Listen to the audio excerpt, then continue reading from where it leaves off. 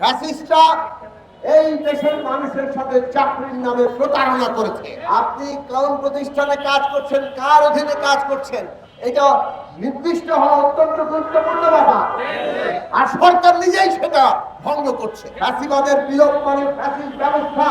অভ্যুত্থানের উপর দাঁড়িয়ে থাকা সরকারের কাছে প্রশ্ন করতে চাই, আপনারা কি বাংলাদেশকে তথ্যের দিক থেকে ওই অবস্থায় নিতে চান যে সারা দেশের সমস্ত তথ্য, সমস্ত মন্ত্রণালয়ের তথ্য, দেশের মানুষের বাস্তব অর্থনৈতিক অবস্থা, তাদের সামাজিক সাংস্কৃতিক অবস্থা, এই সব সম্পর্কে যে তথ্য, এগুলো কি আপনারা সত্যিকার অর্থে সংগ্রহ করতে চান?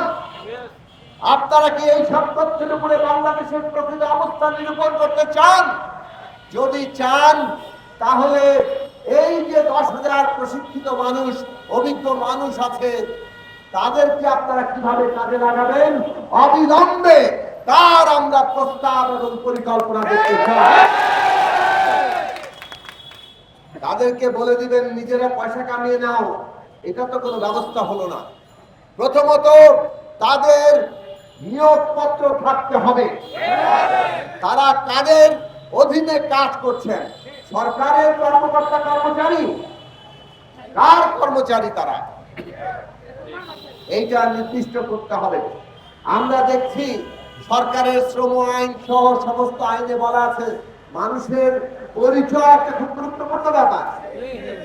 আপনি কোন প্রতিষ্ঠানে কাজ করছেন, কার অধীনে কাজ করছেন, এটা নির্দিষ্ট হওয়া অত্যন্ত গুরুত্বপূর্ণ ব্যাপার। আর সরকার নিজেই সেটা ভঙ্গ করছে। সরকার পদে পদে এই সমস্ত অ্যাডহক ভিত্তিতে মানুষ নিয়োগ দিচ্ছে এবং এইটা পূর্ববর্তী ফ্যাসিস্ট শাসনের একটা গুরুত্বপূর্ণ বিষয়। ফ্যাসিস্টরা এই দেশের মানুষের সাথে চাকরির নামে প্রতারণা করেছে, আইন ভঙ্গ করেছে এবং তারা মানুষকে দুর্দশার মধ্যে ফেলেছে। চাকরি জাতীয়করণ হবে বলে লোক দেখিয়ে তারা তাদেরকে নানান ভাবে তাদের স্বার্থে ব্যবহার করতে চেয়েছে।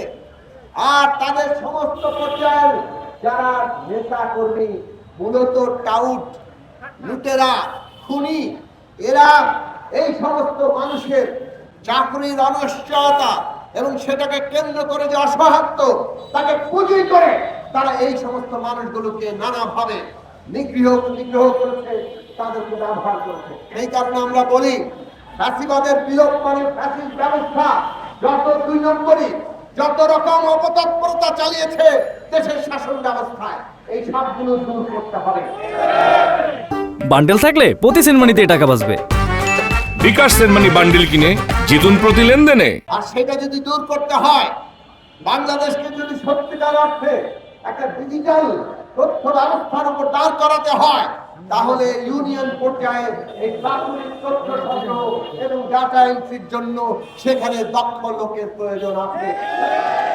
এবং সেই কারণে আমরা প্রস্তাব করব, ইতিমধ্যে যারা কাজ করেছেন তাদেরকে সরকারিভাবে নিয়োগ দেওয়া হোক এবং ওই প্রতিষ্ঠানটিকে, ডাটা এন্ট্রির প্রতিষ্ঠানটি যাতে স্বাধীনভাবে কাজ করতে পারে, ভুয়া তথ্য যাতে কোনোভাবে সেখানে না আসতে পারে, তার জন্য প্রয়োজনীয় যে তদারকি ব্যবস্থা, সেই তদারকি ব্যবস্থা মন্ত্রণালয়ের সাথে থাকতে হবে।